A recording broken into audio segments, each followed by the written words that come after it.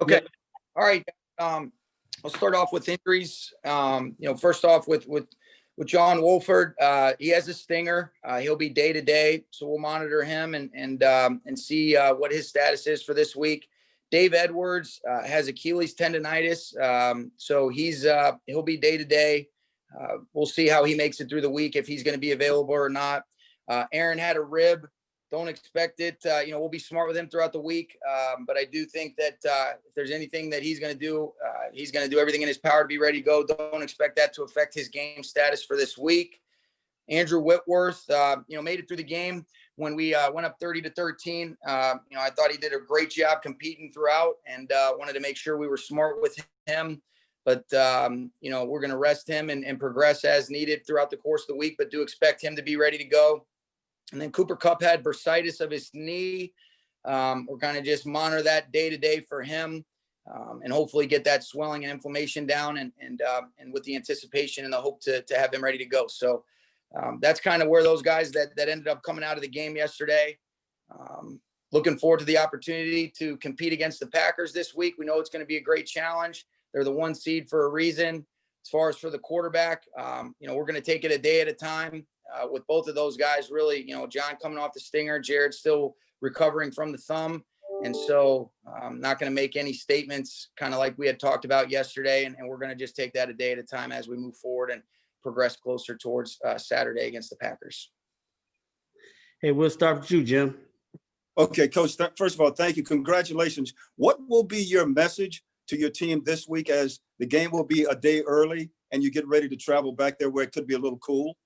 Yeah, I think it's let's handle our business. Let's be consistent with our rhythm and routine. Fortunately for us, having a short week last week, it'll feel like a normal week because we played yesterday. Today's like Monday. Tomorrow will be like Tuesday. And so we'll basically treat what when we play on Sunday as a Wednesday, Thursday, Friday. That'll just be Tuesday, Wednesday, and Thursday for us. We'll travel up Friday, and it will be cold, but it'll be a great change of pace for us. We're excited about the opportunity to still be in this thing and to go compete to the best of our ability. And always good to see you, man. Hey, Sean, just wanted to check, see if you can clarify at all what's going on with Aaron's rib. Yeah, it's a rib right now. That's really all I can say. And with Jared and John this week, what do you need to see from them, or what kind of progress you see from Jared or even from John to determine who's going to be your starting quarterback? Yeah, I think I want to just be able to see their health. That's the first thing. And then, we'll just kind of go from there. Kevin? Sean, on Cooper Kupp, you said bursitis. It looked like it was something that happened on one particular play. Is that right? Or I'm not sure. I think he had hit it earlier in the game, and I think it was just kind of a compound of you hit it again, and then that thing ends up swelling up if you hit it in the right spot. That was kind of my understanding of what occurred. I see. Okay. What's the first thing that jumps out at you now that you know that it's the Packers? Great football team, obviously. I think they're playing really well in all 3 phases. It's why they're the 1 seed.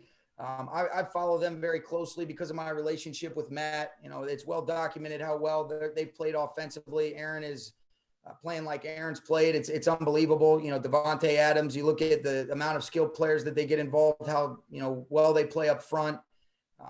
They're explosive. They can beat you in both phases. I think their defense is playing really well. Special teams, I've always been impressed with. Anytime that you go 13-3 back-to-back years, it's a real credit to the job Matt's done and their ability to really play complementary football, win in a variety of ways. And, it's something that we'll really jump into, because we had to kind of clean up our stuff, see where we're at, start to really evaluate ourselves as we move forward without truly knowing the opponent based on the outcome of that game that we just saw. That was kind of where, after this conversation, that'll really represent the start of the preparation for the Packers for us and our coaching staff. Yeah. Top-ranked defense against the highest scoring team in the league. I would think you'd be comfortable with that dynamic. It's a great matchup. It's something our defense has done a great job, but I have tremendous respect for these coaches, these players, what they've done, for the Packers. And this is what you love. These are the type of matchups and opportunities that as a competitor, you can't wait for. And we got to take it a day at a time. Have a great week of prep. Gary? Sean, how did his thumb come out of that game? As far as the pain, And just, today, I mean, does he have any after effects or anything like that?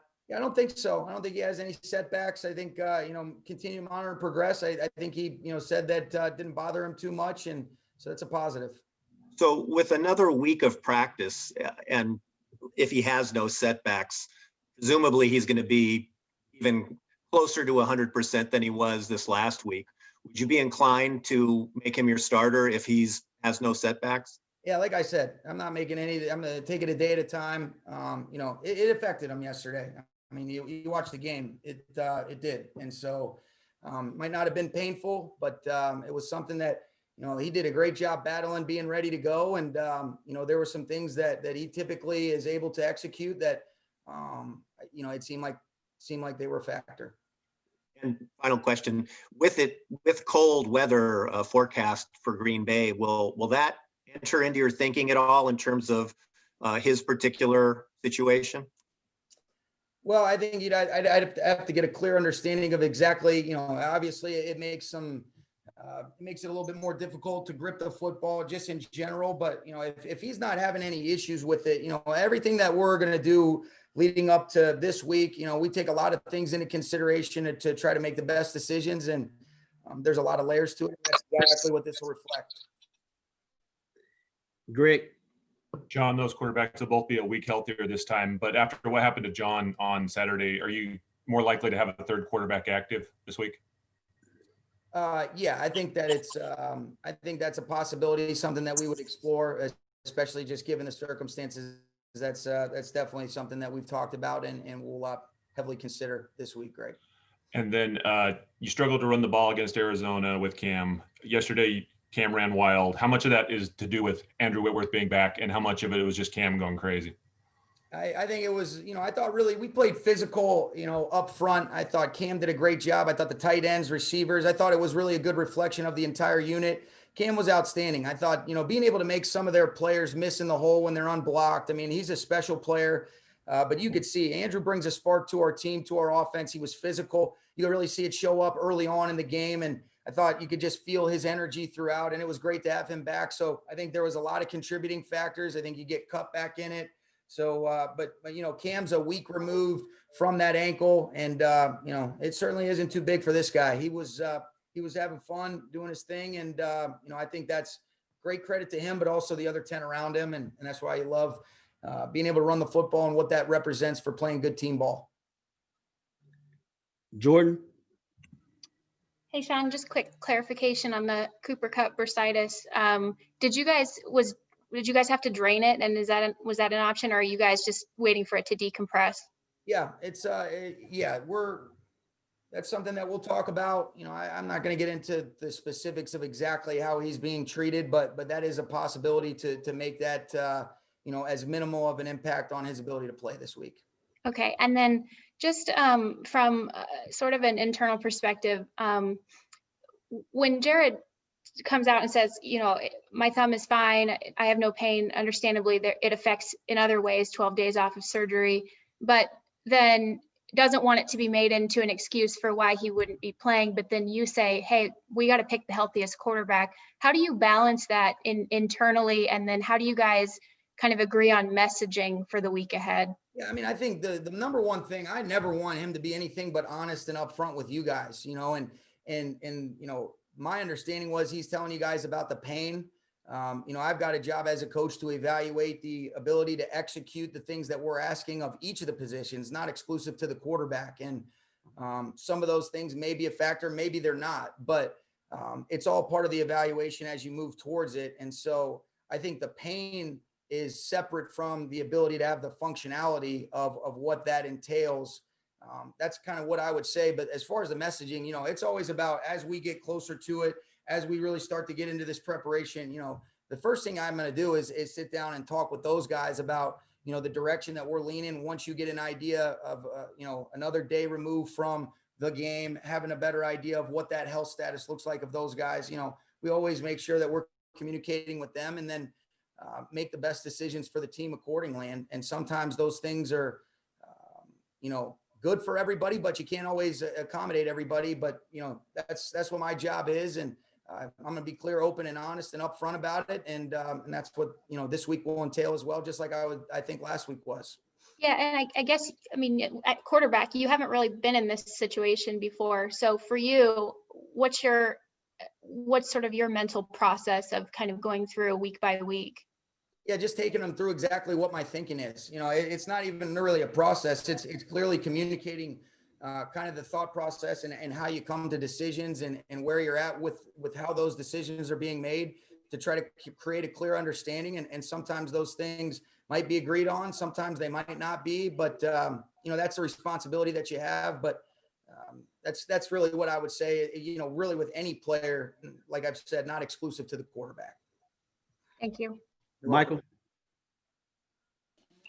Sean, you had mentioned that you guys did some wet ball drills ahead of the game in Seattle. I'm looking at the 10-day. Looks like snow expected Thursday, Friday, but Saturday you're good. What are you guys going to do this week, and what can you do, I guess, to prepare in high 70-degree weather for low teens, I guess, for Saturday in the cold of Green Bay? It's a good question. You got any suggestions for me? I don't know. Do they have snow machines? Maybe they could put out there or something. I think all those things are things that are worth really figuring out and thinking through. So, it's definitely something that we've got to be considerate of, while also kind of realizing that, we are out here and got to be able to handle it. But, especially with just the limited opportunities we've had to play in those settings. But, they've got to play in it too. And, we look forward to it, and it'll be a great setting for us on Saturday night. Maria. Hey, Sean, isn't it an advantage or a disadvantage to know the opposing coach as well as Matt? Yeah, I think what it is it gives you a perspective of why they've done such a good job. You're not surprised. I don't know that you'd say advantage or disadvantage. I think it's just, when Matt got the opportunity to go there, the last thing I was surprised by was the success that he had. He's a great coach. He's a great friend of mine.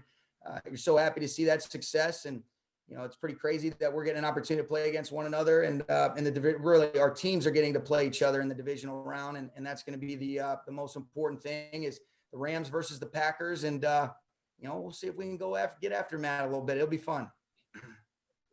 Nick. Hey, Coach, you talked about Devontae Adams earlier. What makes him such a difficult target to try to contain when you're going up against him? Yeah, he could do everything. I think he's one of those guys, you see guys get parallel at the line of scrimmage versus bump, work edges. He can play outside. He can play in the slot. He can run after the catch. He can track the ball down the field. There's no limitations in what he can do, but I just think his consistent, aggressive hands, the rapport that he and Aaron have. And, I guarantee you this guy's an unbelievable basketball player too. I mean, when you watch him get parallel and work edges on people at the line of scrimmage, when people come up and try to bump him, it's almost like you can envision Allen Iverson crossing somebody up with a basketball in his hands. He's just got great body control, false acceleration, good ability to get in and out of cuts. I mean, this guy his numbers are what they are because he's a special player. Matt does a great job moving him around. And I think the rapport that you see that exists between he and Aaron is second to none. Eric. Hey, Coach, just wanted to get a clarification on Wolford. Is he in the concussion protocol this week? He is not. No, it was a stinger. So it was the neck injury. He's not in the concussion protocol. So that's where he's at right now, Eric. Okay. And then with David Edwards, you brought in Bobby Evans at left guard. Would he be the replacement again if he's injured? He would, Eric. Yeah, I thought Bobby did a nice job. Bobby's a guy that when he's had his opportunities to play, he has always come in, played well. One of the things when you watch him, I love his play energy. He's got just a great juice about himself. You can see he's one of those guys that he's a physical, tough football player, but he enjoys playing out there. And you can see when you just watch how excited he gets when good things happen. I was really pleased with what Bobby did, and that was reflective of what he did when he came in and started at right tackle last year for us. And it's not too big for him, and I think he's done a really nice job playing at that guard position for us this year. And then one more, based on how Jared played over the weekend, would you possibly limit his reps just to make sure he's healthy enough and good to go in terms of possibly irritating the thumb? I don't know about that, Eric. I think, you got to continue to monitor it. And the good thing is when you talk to Reggie and from talking to Jared afterwards, it didn't sound like he had any actual setbacks in terms of the pain, kind of like what we were talking about. So don't know that would necessarily be the approach. I think you want to just figure out strategically what's going to be the best way for us to put together a plan for our offense to have success against, what I know is a really tough defense, and Coach Pettin does an excellent job. Thanks, Coach. You're welcome. Omar. Hey, Sean. Obviously, there's some pretty adverse circumstances you guys were facing yesterday. The kind of the heart and the toughness that the team showed to overcome all that. Was that something that you knew the team had, and obviously something that, playoff teams need to advance? Yeah, no question. I mean, it was something we needed yesterday, Omar. I don't know that I was surprised, though, because this is a resilient group. I think the leaders and even some of the guys that had to go out of the game have done an excellent job of really providing leadership in their rooms so that those guys are truly ready to step up and kind of follow that next man up mentality and mindset. And, I thought the coaches did a nice job just being able to handle it, have those other guys ready. So I think that's a great representation of the collaboration. And ultimately, the players are the ones that came in and made the plays and did a great job. But I also think it's a credit to the coaches having their entire groups prepared and ready to go and seamlessly adjust and adapt, which I think is necessary. And it was especially relevant for us yesterday. And even if you have an idea of, which quarterback you might be leaning towards early in the week for the strategic advantage, would you anticipate probably keeping that under wraps? Yeah. Until I don't know. This is, really where we're at right now is you got two guys that are legitimately banged up a little bit. Last week, that was definitely the approach. This week, you're really saying, all right, let's kind of gather our thoughts, just found out who we're going to play. Let's collaborate with the coaches and then sit down and really think through what's going to be the best way to approach it for players, given the health and then, everything else that goes into that. Cool. Thanks, Sean. You're welcome. We'll wrap up with Gary, then Jordan. Hey, Sean, Brandon Staley, the Chargers and the Jets had asked for permission to speak with him. Will he interview tomorrow, or what's the schedule for him talking to them? Yeah, he spent some time with both those teams today, earlier this afternoon. Sounded like it was an enjoyable visit with both groups. And now I know his full focus and concentration is on the Packers, but I think it's a real credit. I think, you guys know how highly I think of Brandon. He's done an outstanding job. And, I was happy to hear that he felt like it was, good opportunities to be able to sit down on Zoom, I guess, and meet with those groups. And now, this guy was jacked up. I was on the phone with him before this about getting ready for the Packers and the challenge that will be for us this week. Thank you. You're welcome. Hey, Sean, I don't know if you can tell me this specifically, but you and Matt LaFleur, having put your heads together on a variety of different concepts and things like that, is there one concept or one play in particular that you can remember back then that you see him still run, or that you might still run, that you remember really enjoying working on with him? Yeah, I don't necessarily know that it's a concept. I think it's more of a philosophical approach to how you operate offensively. And you guys have heard me talk about it, the marriage of the run and the pass, being able to move the spot with the play actions, the keepers, people out, how you want to run the football. And what I think is really cool is you've seen Matt still keep the same philosophical approach while adjusting and adapting to the players' skill sets and strengths that he has in Green Bay. He's done a great job of really still, like a smart coach does, keep, have Aaron have a huge input in a lot of the things that have enabled him to be so successful prior to them working together, and then you've really seen their collaboration and their connection come to life. They've had 26 wins, really, or 13 wins each of the last 2 years together. It's a real credit to what he's done. And, those 26 wins in the regular season, and then they win a divisional game against the Seahawks last year. It's unbelievable what they've accomplished, and it's a real credit to the rapport. But I think it's just the overall approach that I've enjoyed kind of learning from Matt. And really, I when I got with Matt and Kyle and Coach Shanahan in Washington, they had already been together in Houston before.